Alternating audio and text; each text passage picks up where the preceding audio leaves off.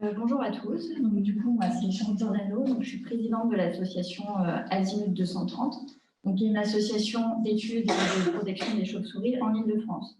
Donc là, ma présentation, elle est un petit peu transversale à tout ce qu'on a vu depuis le début, puisque ce n'est pas spécifique à la pollution lumineuse. On trouvait ça intéressant de vous présenter cette association, les différentes actions, et surtout le plan régional d'action qui était du coup, mis en œuvre à l'échelle de la région Île-de-France, qui inclut bien sûr une action spécifique à la pollution lumineuse. Et du coup, je vais vous présenter un peu ce qui est mis en œuvre, notamment cette année, en 2020, sur cette thématique. Donc, du coup, Azimut 230 a été créé en 2011 à l'initiative d'un groupe de passionnés, dont Laurent Tillon, qui est expert des chauves-souris à l'Office national des forêts, dans le cadre d'une thèse sur l'occupation des chauves-souris en contexte forestier. Donc, c'est une association qui est uniquement gérée par des bénévoles, on n'a aucun salarié, ce qui limite un petit peu les actions possibles. Il y a tellement de choses à faire sur cette thématique.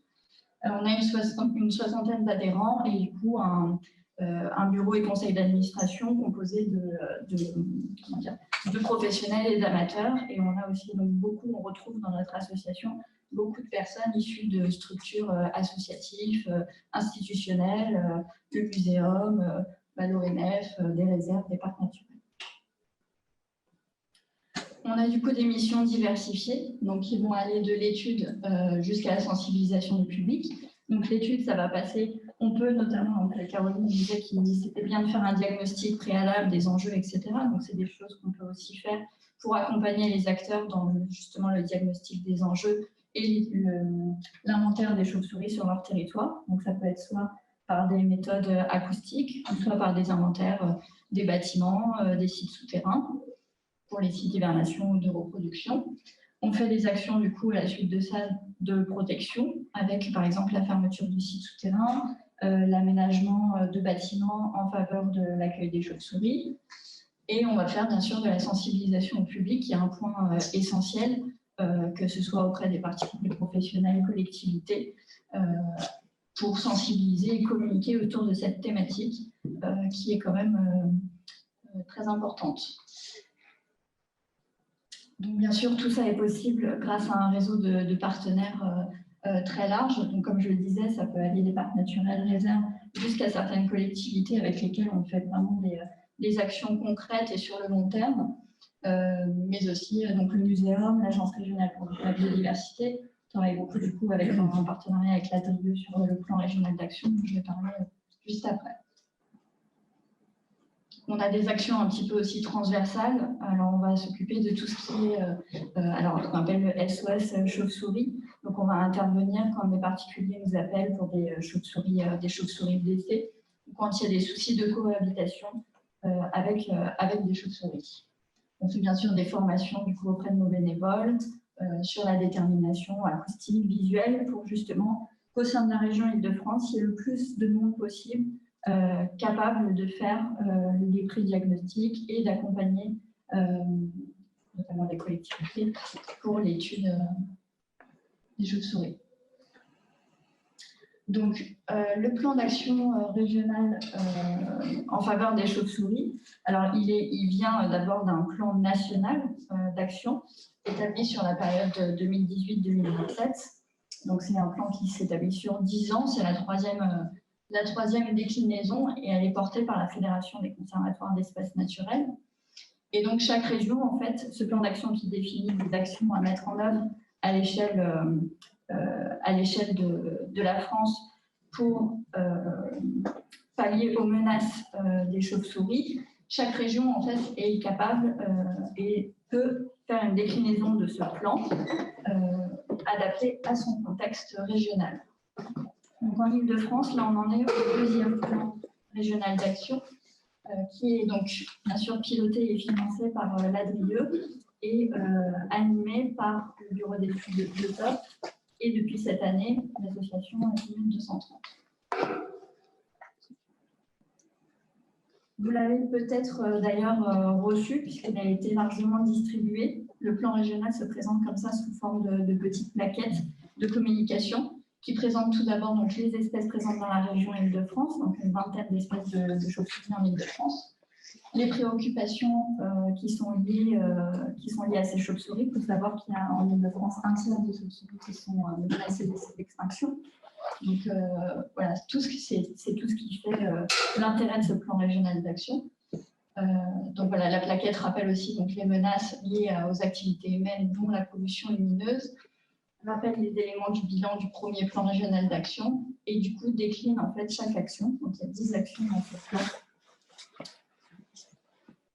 Voilà, donc les 10 actions. Donc on a 2 actions d'amélioration des connaissances et suivi des populations, 6 actions en lien avec les politiques publiques et l'aménagement du territoire. Donc ça va concerner tout ce qui est aménagement de bâtis, la protection des sites souterrains, la gestion justement de l'éclairage nocturne et une action d'information et d'animation du réseau d'acteurs. C'est ce que l'association Azimut tient à faire en essayant de coordonner et surtout de recréer du lien entre les différents acteurs qui travaillent sur cette thématique et de sensibiliser bien sûr le public à ce sujet. Je vais décliner assez rapidement les différentes actions. Si tout à l'heure vous avez des questions sur l'une d'entre elles spécifiquement, il n'y aura pas de souci. Donc la première, c'est l'Observatoire francilien des chiroptères. Donc ça s'intègre notamment à la suite du développement de la base de données régionale CETIA. Là, l'objectif, c'est bien sûr de favoriser l'acquisition de connaissances pour justement mettre en place des actions concrètes en fonction des résultats et pour évaluer les tendances, etc., de population. Donc là, il y a un vrai objectif à la fois de terrain pour acquérir de la donnée, mais aussi à la fin de synthèse de synthèse des données et pour établir des bilans, etc.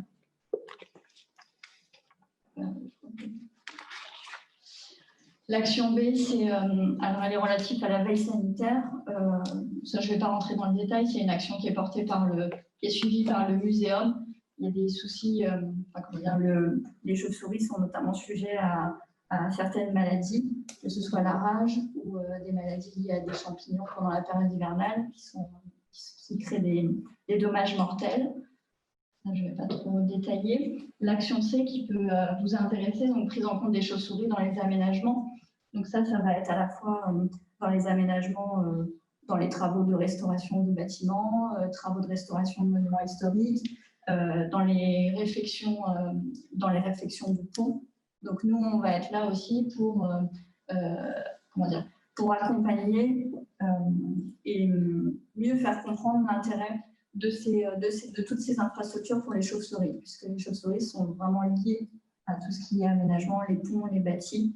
Et du coup, il y a un réel intérêt de faire prendre conscience, notamment aux collectivités, aux aménageurs, de l'intérêt de faire les choses correctement, à la bonne période, de la bonne façon, et pourquoi pas de créer des aménagements qui pourraient accueillir spécifiquement des chauves-souris.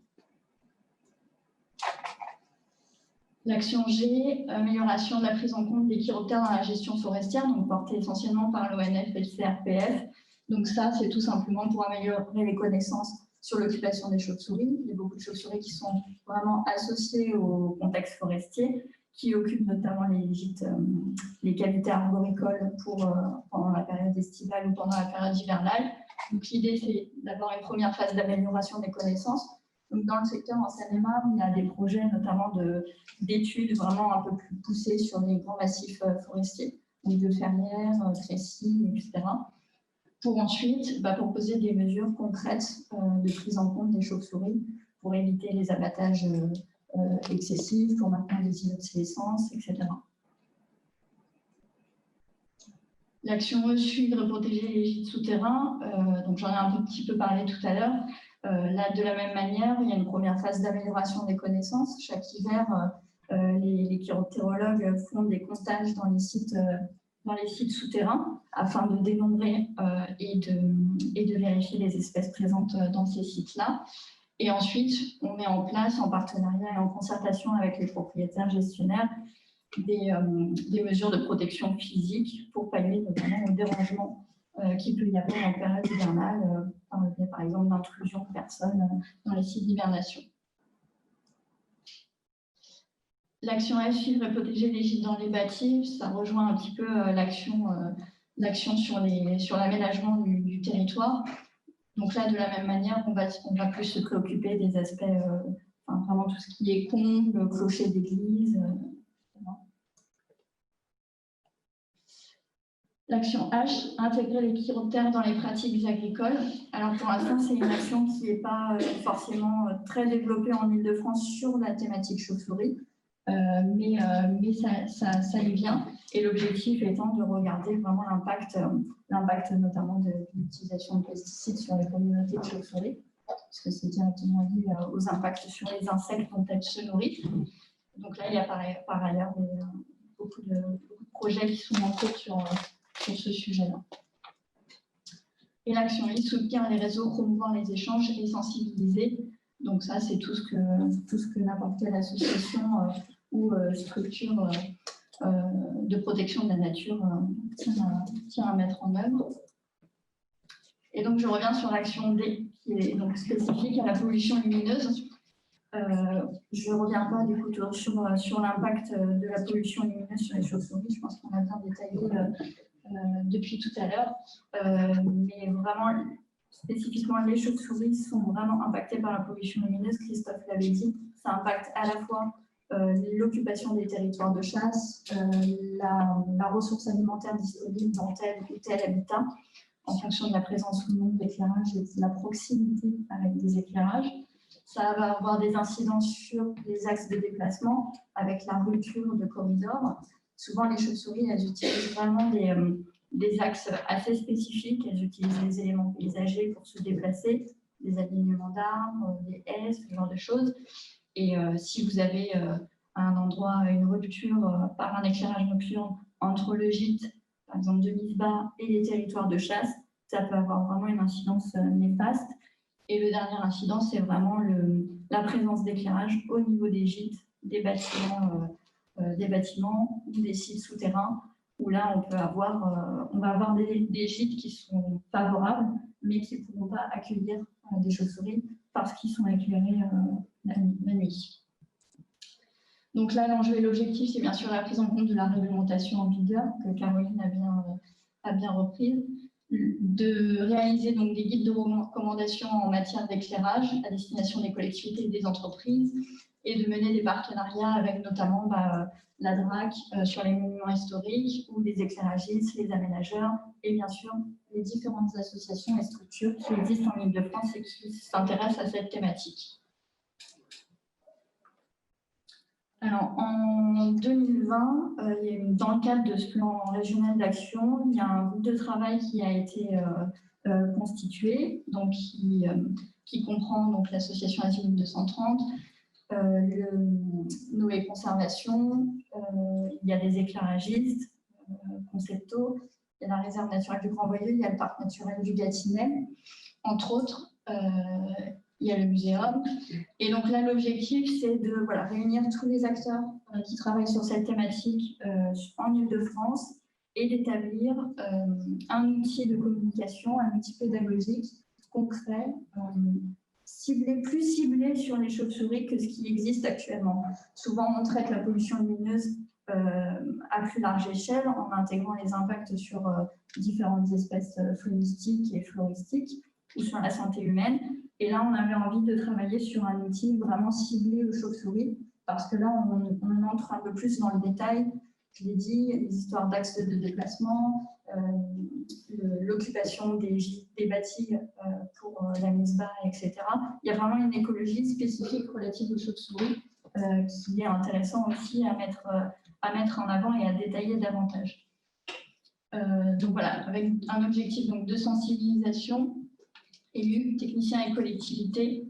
Alors, l'idée, c'est aussi d'en faire un outil assez simple. Hein. C'est pas, on n'en fera pas un outil scientifique. Vous avez peut-être reçu ce document qui a été aussi développé dans le cadre du plan d'action, donc sur la prise en compte des chauves-souris dans les monuments historiques. Donc, la plaquette, elle sera sous ce format-là. Et elle sera distribuée du coup, à très large échelle à toutes les communes de la région. Et donc, voilà, elle sera sous ce format-là. Et il y aura vraiment dans cette plaquette tous les éléments dont on a parlé, qu'est-ce qu'il faut faire pour mettre en place une trame noire, quels sont les aspects techniques des éclairages à mettre en place pour favoriser la présence de chauves-souris et ne pas avoir d'impact significatif. Et il y aura également des retours d'expérience concrets de communes ou de parcs naturels qui ont réussi à mettre en place de l'extinction nocturne totale sur leur territoire. Voilà, donc ce sera vraiment quelque chose de très spécifique à la région Île-de-France et aux chauves-souris. Donc voilà, format identique. Et ensuite, donc, on va essayer de constituer un kit pollution lumineuse dans lequel il y aura cette plaquette et il y aura aussi d'autres éléments techniques comme la charte de l'éclairage nocturne de Noé Conservation ou d'autres documents pour essayer vraiment de constituer un kit qui, là, pour le coup, sera très complet et permettra à tous de mettre en application tous ces éléments. Et on vous invitera également donc, à participer à une journée rencontre en 2021. Donc, toutes les collectivités ou communautés d'agglomération qui ont à cœur de mettre en place des actions concrètes et qui ont eu des résultats ou qui ont eu des échecs.